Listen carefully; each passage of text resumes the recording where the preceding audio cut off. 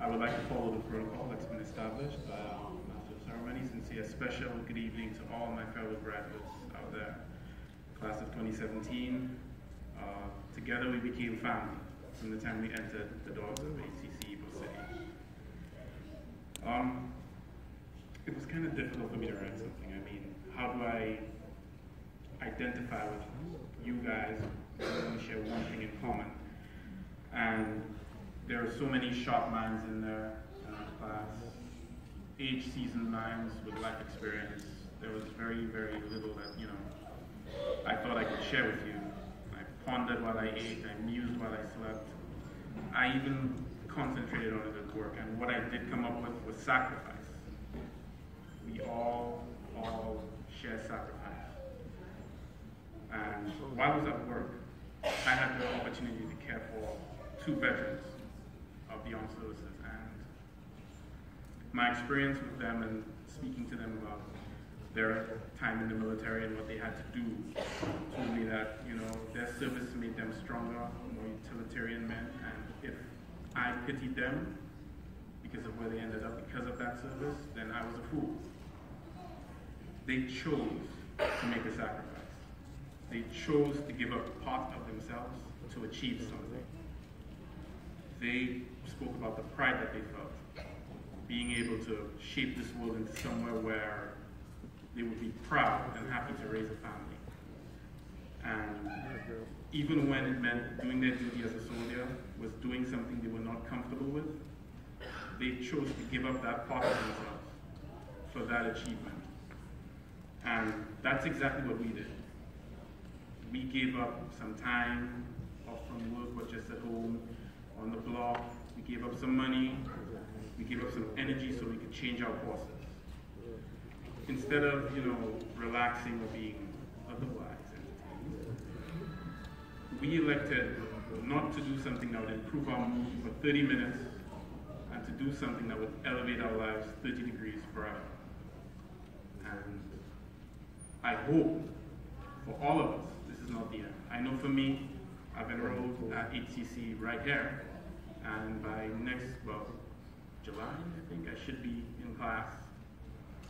So, if we keep making these sacrifices and working hard, I think we can exceed our own expectations, and there is nothing greater than that. Nothing. So again, I say congratulations, and families, you should be proud of all of us.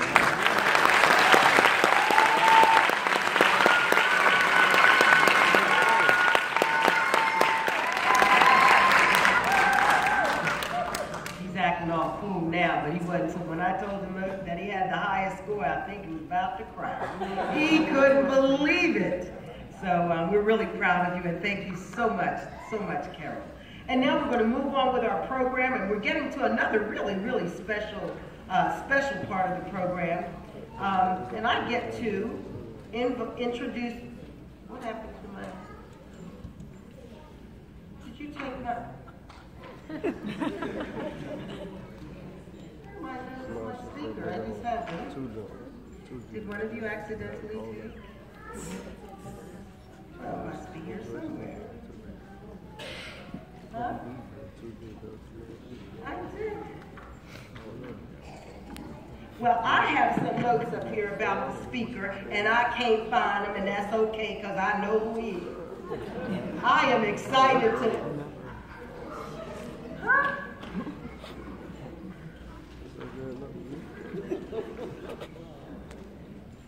Where? Oh.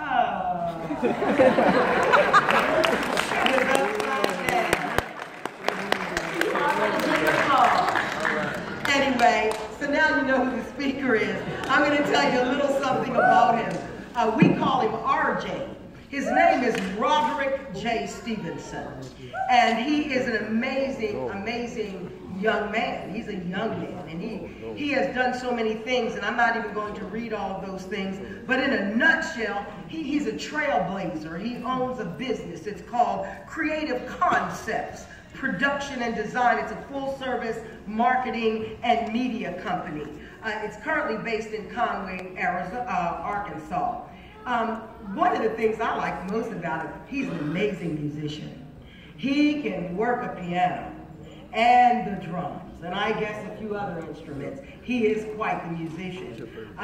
He's worked with musicians all over the country, a lot of them in Christian music too, gospel music workshops, some of you may have heard of that, and other conferences and conventions.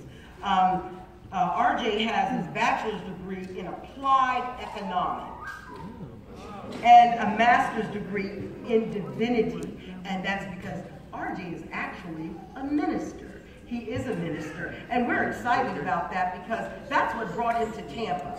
He is currently living in Tampa since June of this year, and he joined the ministerial staff of Allen Temple African Methodist Episcopal Church as the Director of Worship and Outreach. In that capacity, he serves to support the vision and the leadership of our pastor, and I say our pastor because it's my church, and that's the Reverend Glenn B. Dames. He was recently selected as the praise and worship columnist for the Christian Recorder, which is the official organ of the entire African Methodist Episcopal Church in the world. I'm excited, and I'm sure you're going to be excited to hear from our own R.J. Stevenson. You know?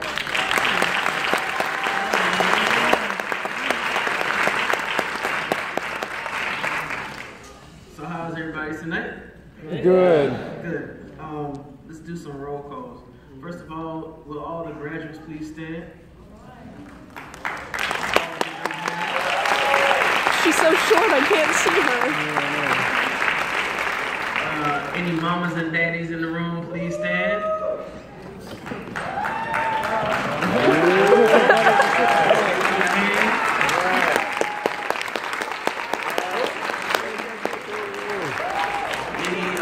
Husbands, wives, boyfriends, girlfriends, boo things in the room. Give them a hand. Any children, God kids, neighborhood kids, let's give them a hand.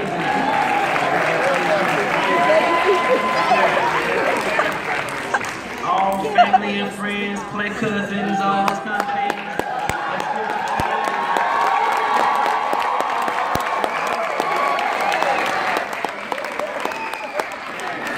General supporters, Facebook friends, Instagram friends, give them a hand. Basically, everyone stand up. All of the HCC administrators, won't you stand so we can give you a hand as well? And just everyone else is not standing. People who sat on the stage with me, will y'all stand and give them a hand?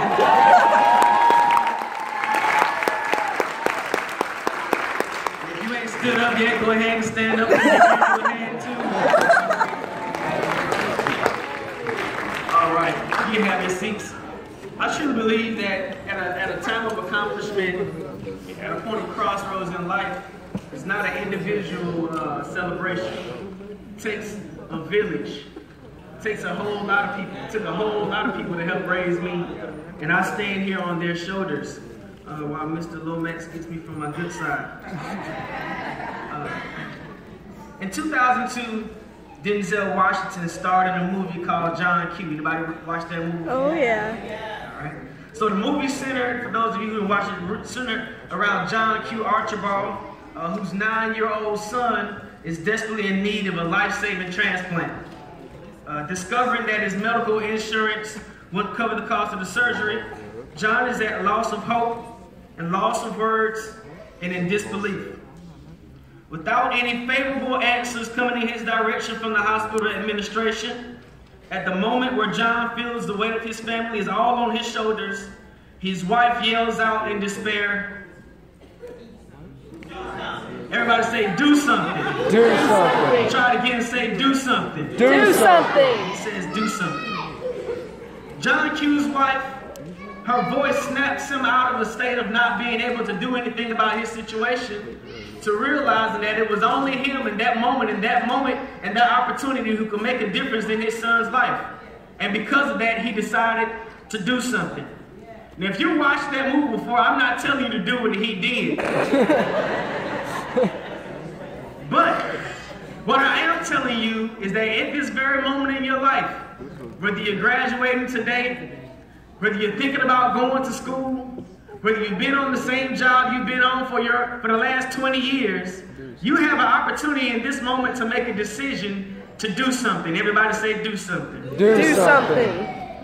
But the first thing you've got to do something is to make a few decisions. The first thing you've got to decide to do is to chart your course. Everyone say chart your course. Chart your course. Education, graduates, does not end here. I've learned that every day is a day of education. I remember the most memorable lesson I learned in my life was as a firefighter, learning fluid dynamics on how to pump a fire engine by someone who didn't even have a high school education. So it's not always somebody who has lots of letters before their name or after their name who teaches you life lessons. It's the people who were in your village. It's the people who reminded you that you could make it despite what everybody else said about you. It's the people who reminded you that no matter where you came from and no matter what your mom and daddy and boo-boo name was, that you can do anything you put your mind to. But you first have to chart your course. So keep going. Don't let this be the only opportunity you have to turn a tassel. Don't let this be the only opportunity you have in your life to change your course. You owe it to yourselves and the people in your village to become everything God put in your mind to be. And if you don't become that person, you cannot blame anybody else but yourself. You got to learn how to realize your potential. You got to realize and focus on the fact that you can do anything you put your mind to. Because you can look out in the grave and find many headstones that had a lot of great ideas. But if they weren't able to realize their potential, their ideas all rested with them at their headstones. Somebody say, realize your potential. Realize your potential. The second thing you got to do is decide to never stop dreaming. Faith in this popular book is described as the substance of things hoped for and the evidence of things not seen. Just as you decided tonight to have faith in your chair, everybody look at your chair and say, I have faith in you. I have faith in you. Just as you decided to have faith in your chair, many of us never realized that the work behind the scenes in that chair was held up your weight by those little tiny screws. Now we go around sitting in chairs and driving cars and doing those things all day long and never realize the screws. It's often the little screws in our lives that are really behind the scenes holding us all together. But if you think about how many things screws hold together, there was one hater on the screw. The hater on the screw was the man that invented the nail. Because the man that invented the nail would never have imagined that the screw was coming along behind it.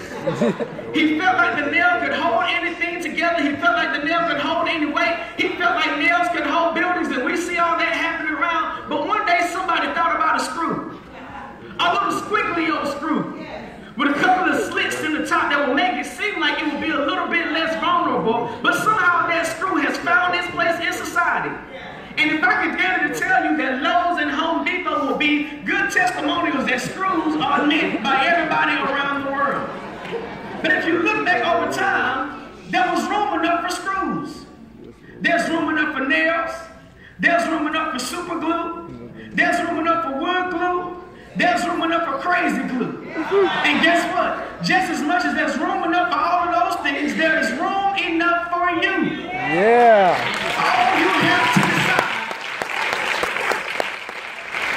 All you have to decide is that the dream that you've realized is important and special enough to make a difference. Tell yourself one second, I make a difference. I make a difference. I make a difference. I make a difference. The third thing I want to admonish you to do tonight is take a moment to reintroduce yourself. There have been many people in your life I can gather that told you that you would never be at this point. There's people who said to you that you never make it to tonight. Folks who didn't even think you have enough gas in your car to make it down the street. But somehow or another, you met time, space, and opportunity, and you are here tonight on a pivotal point in your life. Yes. And even though I might not know your crying. name, even though I may never see you any time other than tonight, I believe in you enough tonight to let you know a few things. If in your mind you can conceive it, and in your heart you can believe it, I I know that you can achieve it. Can y'all say that with me?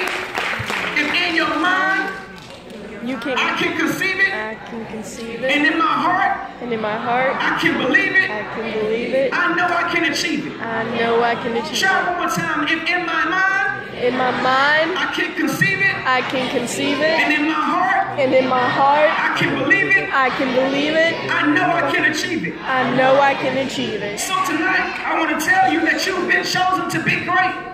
So don't just stop being great tonight. Keep going. Keep pushing. Keep working. Keep moving. Because nobody can tell you what you can accomplish but you. Thank you so much for giving us an opportunity to celebrate you all tonight. My hats off to the class of 2017.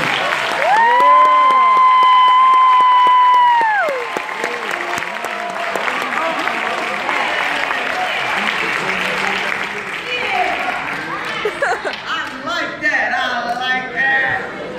I'm getting ready to say hallelujah. Yeah. Get ready to wave my hand. I'm all right. Yeah. That was good. That was good, wasn't it? Come on, give it to him. Give it to him.